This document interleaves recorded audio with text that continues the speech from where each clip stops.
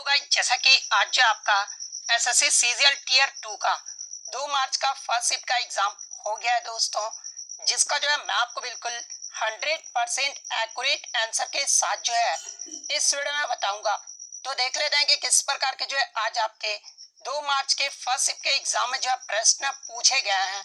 उससे पहले एक बात और दोस्तों कि जिन्होंने भी अगर चैनल को सब्सक्राइब नहीं किया है तो एसएससी सीजीएल एग्जाम से रिलेटेड पल पल की अपडेट के लिए जो है चैनल को सब्सक्राइब जरूर कर दीजिएगा और बगल में ही आपको एक बेल आइकन यानी घंटी का निशान भी दिख रहा होगा, तो आप उसे भी जो है जरूर प्रेस कर दीजिएगा। तो चलिए वीडियो को स्टार्ट करते हैं। तो देखिए सबसे पहले अगर हम लोग पेपर के लेवल की बात कर ले तो देखिए आपके पेपर में जो है 5 सेक्शन से जो आपके प्रश्न पूछे गए हैं। पहले सेक्शन की अगर मैं बात कर लूं तो मैथ्स एंड रीजनिंग से जो आपके प्रश्न पूछे गए हैं। सेकंड सेक्शन में आपका जीके जीएस और इंग्लिश से प्रश्न पूछा गया है। थर्ड आपका कंप्यूटर से जो है वो प्रश्न पूछा गया है। इसके अलावा मैथ्स एंड रीजनिंग के पेपर लेवल की बात कर ले तो देखिए बच्चों द्वारा जहां तक मुझे पता चला है कि मैथ्स और रीजनिंग के जो प्रश्न है ना वो आपका इजी लेवल का जो वो प्रश्न जो वो देखने को मिला है। इसके अलावा जीके जीएस की बात कर ले तो देखिए जीके जीएस में जो आपके प्रश्न है ना वो आपके स्टेटमेंट बेस्ड जो है आपके प्रश्न पूछे गए हैं, जो कि आपका मॉडरेट लेवल का जो जीके जीएस का जो प्रश्न है वो आपसे पूछा गया था। इसके अलावा अगर इंग्लिश के प्रश्न की बात कर ले तो देखिए इंग्लिश में आपके जो प्रीवियस ईयर्स मेंस में जो आपके प्रश्न जिस प्रकार से पूछे जाते थे ना, प्रीवियस ईयर बेस्ड जो आपके इंग्लिश में प्रश्न आए हैं जो कि आपका लेंथी आया है लेकिन आपका डुएबल यानी करने लायक जो है आपके इंग्लिश के प्रश्न थे। इसके अलावा कंप्यूटर की बात कर ले तो देखिए कंप्यूटर में 3 से जो 4 प्रश्न थे ना वो आपके एमएस एक्सेल से जो वो पूछे गए थे, जो कि आपका डिफिकल्ट जो वो प्रश्न पूछा गया था। अब हम लोग जो है जीके जीएस के प्रश्न को देख लेते हैं। तो देखिए जीके जीएस में जो आपका पहला क्वेश्चन आया था ना कि भीमबेटका की जो गुफाएं है ना ये कहाँ पर स्थित है। तो देखिए भीमबेटका की बात कर ले तो देखिए भीमबेटका को जो है भीमबेटका भी जो वो कहा जाता है। और ये जो आपका भीमबेटका की जो गुफाएं है ना ये आपका मध्य प्रदेश प्रांत के रायसेन जिले में स्थित एक पूरा पाषाणिक आवासीय पूरा स्थल है। तो मध्य प्रदेश आपका करेक्ट आंसर होगा। और देखिए भीमबेटका की गुफाओं को जो है ये आपका आदि मानव के द्वारा जो है इसे बनाया गया था। और भीमबेटका की गुफाएं ये जो है किसके लिए प्रसिद्ध है तो ये आपका शैल चित्र और शैलाश्रव के लिए जो है ये आपका प्रसिद्ध है। और इन चित्रों को जो है पूरा पाषाण काल से मध्य पाषाण काल के समय का भी जो है वो माना जाता है। तो ये फैक्ट भी आपको ध्यान में रखना। नेक्स्ट क्वेश्चन आपका यहाँ पर आया था कि मार्लो मिंटो सुधार ये जो है कब आया था। तो देखिए मार्लो मिंटो सुधार को जो है भारतीय परिषद अधिनियम भी कहा जाता है। और देखिए इसकी जो स्थापना है ना ये भारत में सांप्रदायिक चुनाव की चिन्हित करने के लिए जो है मार्लो मिंटो सुधार की स्थापना जो वो किया गया था। और मार्लो मिंटो सुधार को जो है वर्ष 1909 में जो है इसे पेश किया गया था। तो 1909 आपका यहाँ पे करेक्ट आंसर हो। इसके अलावा मैं आपको बता दूं कि मार्लो मिंटो सुधार को जो है ये जॉन मार्ले और लॉर्ड मिंटो के द्वारा जो है इसे निर्मित किया गया था। और इसमें विधान परिषद में सदस्यों की जो संख्या है ना वो आपका 60 हो गया था। तो ये फैक्ट भी आपको ध्यान में रखना है। और देखिए इस सुधार में जो है गवर्नर जनरल की कैबिनेट में जो है एक भारतीय सदस्य भी होगा। इस सुधार में जो आपका ये कहा गया था। और इसमें जो कैबिनेट के जो पहले अध्यक्ष थे ना वो आपके एसपी सिन्हा जो इसके पहले अध्यक्ष थे। तो ये फैक्ट भी आपको ध्यान में रखना है। इसके अलावा मार्लो मिंटो सुधार में ही जो है आपका सांप्रदायिक प्रतिनिधित्व को जो है वो आपका बंद किया गया था। तो ये फैक्ट भी आपको ध्यान में रखना है। इसके अलावा बात कर ले विनियमन अधिनियम के बारे में तो देखिए विनियमन अधिनियम को जो है ये आपका 1773 में जो वो पेश किया गया था। और इसी में जो आपका अंग्रेजों ने जो है ईस्ट इंडिया कंपनी पर जो है अधिकार जो वो प्राप्त कर लिया था। और बंगाल के राज्यपाल को जो है बंगाल का गवर्नर जनरल जो वो घोषित किया गया था। और इसी अधिनियम में जो है कोलकाता में सर्वोच्च न्यायालय की जो स्थापना है वो की गई। इसके अलावा अगर बात कर ले चार्टर अधिनियम के बारे में तो देखिए चार्टर अधिनियम को जो ये आपका 1833 में लाया गया था। और इसमें जो है बंगाल के गवर्नर जनरल को जो है भारत का गवर्नर जनरल जो वो बनाया गया था। और भारत का जो पहला गवर्नर जनरल था उस समय लॉर्ड विलियम बेंटिक था। तो ये फैक्ट भी आपको ध्यान में रखना है। इसके अलावा गवर्नर जनरल के मंत्रिमंडल में लॉर्ड मैकाले को जो है ये पहला कानून सदस्य भी जो है वो आपका बनाया गया था। इसके अलावा बात कर ले 1853 के चार्टर अधिनियम के बारे तो देखिए 1853 के चार्टर एक्ट ने जो है भारत में संसदीय परंपरा को दीक्षा को जो है वो आपका चिन्हित किया था। इसके अलावा 1853 के चार्टर एक्ट ने जो है गवर्नर जनरल की परिषद को विधान और कार्यकारी परिषद में जो है वो आपका विभाजित किया गया था। और इसी में सबसे पहले जो है खुली परीक्षाओं के माध्यम से प्रशासनिक पद भरे जाने की जो शुरुआत है ना वो आपका किया गया था। तो ये सारे फैक्ट जो आपको ध्यान में रखना है। नेक्स्ट क्वेश्चन आपका यहाँ पर आया था कि अनुच्छेद 280 ये जो है किससे संबंधित है। तो देखिए संविधान का अनुच्छेद 280 के क्लोज 1 के अंतर्गत यह प्रावधान किया गया है कि संविधान के प्रारंभ से 2 वर्ष के भीतर और उसके बाद जो है प्रत्येक 5 वर्ष की समाप्ति या फिर उससे पहले जो है जिसे राष्ट्रपति आवश्यक समझते हैं उसे एक वित्त आयोग का गठन जो वो किया जाएगा। यानी अनुच्छेद 280 ये जो है किससे संबंधित है। तो ये आपका फाइनेंस कमीशन यानी वित्त आयोग के गठन से संबंधित है। तो वित्त आयोग का गठन आपका करेक्ट आंसर होगा। नेक्स्ट क्वेश्चन आपका यहाँ पर आया था कि प्राक्कलन समिति ये जो है भारत में कब आया था। तो देखिए प्राक्कलन समिति सर्वप्रथम जो है ये आपका 10 अप्रैल 1950 में प्राक्कलनों की जांच करने के लिए जो है इसे गठित किया गया था, ताकि जो है आपका वह सरकारी खर्च में जो है मितव्ययिता लाने और संगठन तथा कार्य कुशलता में सुधार करने आदि के बारे में जो है वो आपका सुझाव जो है वो दे सके। तो 10 अप्रैल 1950 आपका करेक्ट आंसर होगा।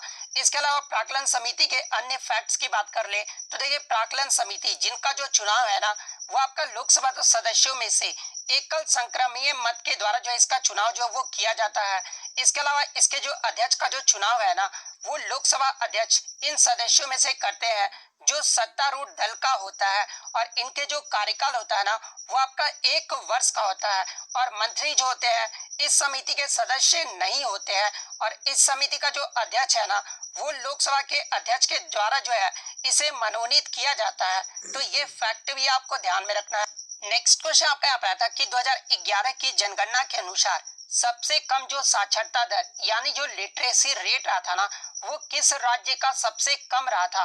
तो देखिए अगर 2011 की जनगणना की बात कर ले तो ये जो आपका 15वीं जनगणना था और स्वतंत्रता के बाद ये जो आपका 7वीं जनगणना था। और इसमें सबसे कम जो साक्षरता दर जो है ना ये आपका बिहार राज्य का रहा था। बिहार राज्य जो है 35वें स्थान पे जो है साक्षरता दर में रहा था, जो कि सबसे कम जो है वो साक्षरता दर रहा था।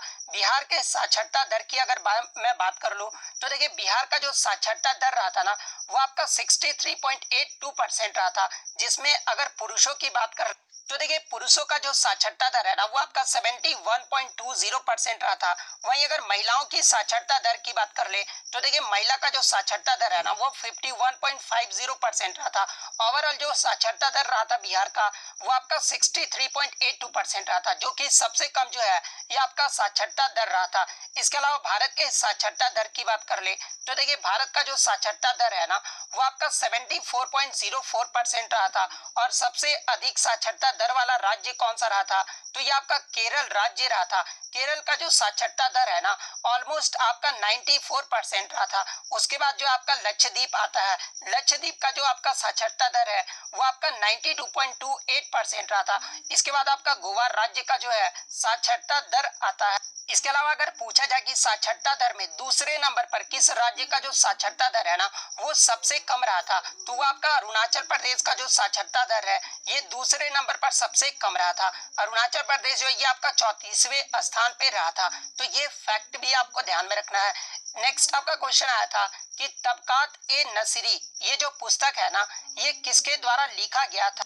तो देखिए ये जो आपका तबकात ए नसीरी ये जो पुस्तक है ना ये आपका मिनहाज ए सिराज के द्वारा लिखा गया है। देखिए यहाँ पे आंसर मैं लिखा नहीं हूँ तो मैं आपको बता दूं कि मिनहाज ए सिराज ये जो पुस्तक है मिनहाज ए सिराज के द्वारा जो वो लिखा गया है। और इसे जो है इस पुस्तक को जो है ये आपका फारसी में लिखा गया था। और ये जो पुस्तक है ना ये आपका 1260 में जो ये पूरा हुआ था। तो मिनहाज ए सिराज आपका करेक्ट आंसर हो। और देखिए इस पुस्तक का जो उद्देश्य था ना वो आपका ईरान और मध्य एशिया में उत्पन्न होने वाले मुस्लिम राजवंशों का जो है वो आपका हिसाब रखना था। और देखिए इस पुस्तक में जो आपके टोटल 23 खंड थे और ये जो आपका स्पष्ट सीधी शैली में जो है इस पुस्तक को जो वो लिखा गया था। तो ये फैक्ट भी आपको ध्यान में रखना है। नेक्स्ट क्वेश्चन आपका यहाँ पर आता है कि जब राष्ट्रपति रिटायर हो जाते हैं तो उन्हें जो है क्या क्या सुविधाएं जो है वो दी जाती है। तो देखिए अगर सबसे पहले हम लोग राष्ट्रपति की बात कर ले तो देखिए भारतीय राष्ट्रपति का जो वेतन है ना वो 5 लाख रुपए प्रति माह होता है और इसमें 2016 में जो है 1.5 लाख रुपए का जो है वो आपका बढ़ोतरी जो वो किया गया था, यानी इसमें जो है 200% का जो है वो आपका इजाफा किया गया था। अब हम लोग राष्ट्रपति के सेवानिवृत्त होने के बाद जो है जो पेंशन मिलता है उनके बारे में बात कर लेते हैं। तो देखिए एक बार राष्ट्रपति के सेवानिवृत्त होने के बाद जो है उन्हें 1.5 लाख रुपए की जो है वो आपका पेंशन जो है वो दी जाती है। इसके अलावा राष्ट्रपति के जीवन साथी यानी जो आपके इनकी जो पत्नी होती है उन्हें प्रति माह जो है 30,000 रुपए की जो सचिवीय सहायता जो है वो भी जो है आपका प्रदान किया जाता है। इसके अलावा राष्ट्रपति को जो है मुफ्त आवास और चिकित्सा देखभाल और कार्यालय व्यय के लिए सालाना जो है 1 लाख रुपया जो है वो दिया जाता है। इसके अलावा मैं आपको बता दूं कि राष्ट्रपति के पद से रिटायर होने के बाद जो है पूर्व राष्ट्रपति को 2.5 लाख रुपए प्रति माह की जो है वो आपका पेंशन जो वो दिया जाता है। इसके अलावा इनकी पत्नी को जो है प्रति महीने सेक्रेटरियल सहायता के रूप में जो है 30,000 रुपए की भी जो राशि है वो प्रदान की जाती है। सचिवीय कर्मचारी और दफ्तर के लिए इन्हें जो है 60,000 रुपए भी जो वो दिए जाते हैं और पूर्व राष्ट्रपति को कम से कम जो है 8 कमरों वाला बंगला जो वो प्रदान किया जाता है और पूर्व राष्ट्रपति को 2 लैंडलाइन और 1 मोबाइल फोन और 1 इंटरनेट कनेक्शन भी जो है वो आपका प्रोवाइड की जाती है। इसके अलावा पूर्व राष्ट्रपति को मुफ्त बिजली और पानी की सुविधा भी जो है वो प्रदान की जाती है। इसके अलावा पूर्व राष्ट्रपति को गाड़ी और ड्राइवर भी जो वो आपके दिए जाते हैं। तो ये आपके पूर्व राष्ट्रपति को जो है रिटायर होने के बाद ये सब सुविधाएं जो है वो प्रदान की जाती है। इसके अलावा इन्हें जो मुफ्त मेडिकल की सुविधाएं भी जो है वो प्रदान की जाती है। 5 लोगों का निजी स्टाफ भी जो है पूर्व राष्ट्रपति को मिलता है और दिल्ली पुलिस की जो सुरक्षा भी जो है वो प्रदान की जाती है और पूर्व राष्ट्रपति को जो है एक व्यक्ति के साथ प्रथम श्रेणी में जो है मुफ्त ट्रेन और हवाई यात्रा की सुविधाएं भी जो है वो आपका प्रदान की जाती है। तो इन्हीं में से जो आपका कोई ऑप्शन में दिया गया था तो इनमें से जो भी ऑप्शन में दिया गया होगा वो आपका करेक्ट आंसर होगा। नेक्स्ट क्वेश्चन आपका यहाँ पर आता है कि विटामिन बी में सब इनमें से जो आपका कोई ऑप्शन में दिया गया था तो इनमें से जो भी ऑप्शन में दिया गया होगा वो आपका करेक्ट आंसर होगा। नेक्स्ट क्वेश्चन आपका यहाँ पर आता है कि विटामिन बी में सबसे पहले जो है किस विटामिन की खोज जो है वो की गई थी। तो देखिए विटामिन बी में सबसे पहले जो खोज है ना ये आपका विटामिन बी1 का किया गया था जो कि आपका 1915-16 में एल्मर वी मैकुलम के द्वारा जो वो किया गया था। तो विटामिन बी1 आपका यहाँ पे करेक्ट आंसर होगा। और देखिए विटामिन बी1 को जो है ये आपका थायमीन हाइड्रोक्लोराइड या फिर जो है इसे आपका जो है इसके कमी से जो है बेरी बेरी विटामिन बी जो है आपका होता है, यानी जो आपका बेरी बेरी जो रोग है ना ये आपका विटामिन बी1 की कमी से होता है। इसके अलावा विटामिन बी2 की बात कर ले तो देखिए विटामिन बी2 को जो है ये आपका रिबोफ्लेविन तथा लैक्टोफ्लेविन भी जो है इससे कहा जाता है। इसके अलावा विटामिन बी3 की बात कर ले तो इससे जो है नियासिन कहा जाता है। विटामिन बी4 को जो है ये आपका एमिनो एसिड कहा जाता है। विटामिन बी5 को जो है ये आपका पेंटोथेनिक एसिड जो है इसे कहा जाता है। विटामिन बी6 की बात कर ले तो इसे जो है पायरोडॉक्सिन कहा जाता है। विटामिन बी7 की बात कर ले तो इसे बायोटीन कहा जाता है। विटामिन बी9 को जो है वो आपका फॉलिक एसिड जो है वो कहा जाता है। और विटामिन बी12 का जो है साइंटिफिक नेम पूछा जाता है तो देखिए विटामिन बी12 को जो है ये आपका साइनोकोबाल्मिन कहा जाता है। तो ये फैक्ट भी आपको ध्यान में रखना है। और देखिए एक जो आपका फिजिक्स में न्यूमेरिकल से आपके प्रश्न पूछे गए थे जहाँ पे आपका जो है रेजिस्टेंस जो आपका 3 दिया गया था, वोल्ट एम्पियर का जो मान है वो आपका 9 दिया गया था और प्रतिरोध का जो है वो आपका वैल्यू पूछा गया था। तो देखिए ओम्स लॉ आपने पढ़ा होगा कि ओम्स लॉ इक्वल टू क्या होता है तो V इक्वल टू IR होता है। और ओम्स लॉ आपका क्या कहता है तो देखिए ओम्स लॉ के अकॉर्डिंग यदि ताप आदि भौतिक अवस्थाएं नियत रखी जाए यानी कांस्टेंट रखी जाए तो किसी भी प्रतिरोधक के सिरों के बीच उत्पन्न विभवांतर उससे जो है प्रवाहित धारा के जो है वो आपका समानुपाती होता है, यानी जो ये आपका डायरेक्टली प्रोपोर्शनल होता है। तो ओम्स लॉ से आप इजिली जो है इसका वैल्यू जो आप निकाल लेंगे। नेक्स्ट क्वेश्चन आपका यहाँ पर आता है कि प्रतिरोध यानी जो रेजिस्टेंस है ना ये किसके ऊपर डिपेंड करता है। तो R इक्वल टू आप पढ़े होंगे कि R इक्वल टू क्या होता है तो रो L बाई A होता है, यानी जो ये किसके ऊपर डिपेंड करता है तो ये आपका तार की लंबाई यानी लेंथ पे जो है ये आपका डिपेंड करता है। तार के अनुप्रस्थ काट क्षेत्रफल यानी क्रॉस सेक्शन एरिया पे जो है ये आपका डिपेंड करता है। इसके अलावा ये जो आपका रो है ना, ये आपका रेजिस्टिविटी है यानी प्रतिरोधकता पर भी जो है ये आपका निर्भर करता है। तो इनमें से जो भी ऑप्शन में दिया गया होगा वो आपका करेक्ट आंसर हो। एक क्वेश्चन आपका जो है HDI यानी ह्यूमन डेवलपमेंट इंडेक्स से पूछा गया था, यानी आपका जो है इसमें जो है HDI यानी मानव विकास सूचकांक में जो है 5 देश का जो आपका क्रम पूछा गया था। तो देखिए ये जो आपका HDI है ना, ये आपका संयुक्त राष्ट्र के द्वारा इस रिपोर्ट को जो वो जारी किया जाता है और 2021-22 में जो पहले स्थान पे जो आपका देश रहा था। तो देखिए संयुक्त राष्ट्र के द्वारा जो आपका HDI जो रिपोर्ट जारी किया गया था 2021-22 में, इसमें जो पहले स्थान पे देश रहा था ये आपका स्विट्जरलैंड देश रहा था। इसके बाद जो आपका नॉर्वे देश रहा था, इसके बाद आपका आइसलैंड, उसके बाद आपका हांगकांग और 5वें स्थान पे जो है आपका ऑस्ट्रेलिया देश रहा था। तो इस क्रम से जिन्होंने भी लगाया था उनका यहाँ पे करेक्ट आंसर होगा। वहीं अगर बात कर ले भारत देश के बारे में, तो देखिए 2021-22 में भारत का जो 191 देशों में जो है भारत का जो रैंक रहा था ना, वो आपका 132वें पायदान पे जो है ये आपका भारत रहा था। तो ये फैक्ट भी आपको ध्यान में रखना है। नेक्स्ट क्वेश्चन आपका जनवरी 2021 में इंटेलिजेंस यूनिट का जो है भारत का स्थान पूछा गया था। तो देखिए द इकोनॉमिक्स इंटेलिजेंस यूनिट में 2021 में जो भारत का स्थान रहा था ना, इस रैंकिंग में भारत जो आपका 46वें पायदान पे रहा था। तो 46वां आपका यहाँ पे करेक्ट आंसर होगा। इसके अलावा मैं आपको बता दूं कि 9.75 के उच्चतम स्कोर के साथ नॉर्वे जो है इकोनॉमिस्ट इंटेलिजेंस द्वारा डेमोक्रेसी इंडेक्स 2021 में जो है ये सबसे पहले पायदान पे रहा था। तो ये फैक्ट भी आपको ध्यान में रखना है। एक क्वेश्चन आपका आइंस्टीन के प्रकाश का क्वांटम सिद्धांत से जो आपका प्रश्न पूछा गया था। एग्जैक्ट प्रश्न तो बच्चों द्वारा मुझे मिल नहीं पाया है, जो भी एग्जाम देकर आए हैं आप कमेंट करके बताइएगा कि इससे जो आपका क्या प्रश्न पूछा गया था। तो देखिए मैं आपको बता दूं कि 1908 में जो है अल्बर्ट आइंस्टीन ने प्रकाश का जो क्वांटम सिद्धांत है ना वो पेश किया था। तो अगर ये प्रश्न पूछा गया था तो 19 आपका यहाँ पे करेक्ट आंसर हो। और देखिए एक क्वेश्चन जो है बच्चों के द्वारा अस्पष्ट रूप से मिला था, मेजर ध्यानचंद अवार्ड या फिर जो आपका द्रोणाचार्य अवार्ड से जो आपका एक प्रश्न पूछा गया था।